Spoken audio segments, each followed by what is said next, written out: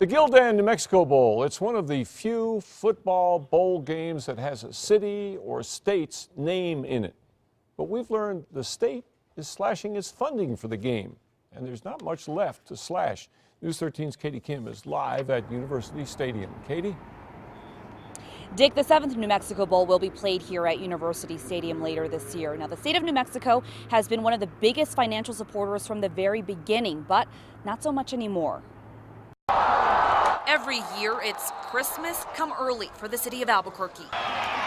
20 hours of driving to get here. As out-of-state teams and their fans travel here and spend their money here for the New Mexico Bowl. 26,000 people attended last year's game. There was an extra boost last year. The bowl picked up its first corporate sponsor, a 3-year deal with clothing manufacturer Gildan. It was a big deal. It was a big deal for our business. But as one major sponsor steps up, another steps down. The original intention of the state and the original support of the New Mexico Bowl was really to help get it off the ground. In the last 6 years, the state of New Mexico has contributed $1.8 million to the bowl. At its peak, the state put up $400 grand in 2009. That was down to $150 grand last year.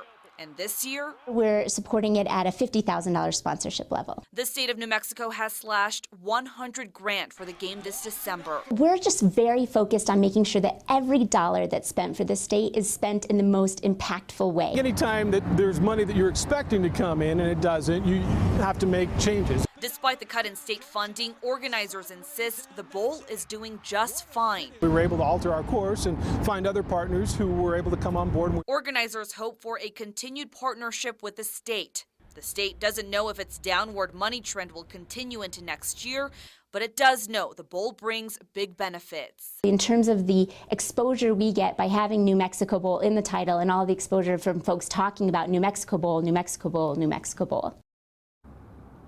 Now we asked the state if it would still be called the New Mexico Bowl if the state decides to cut funding altogether.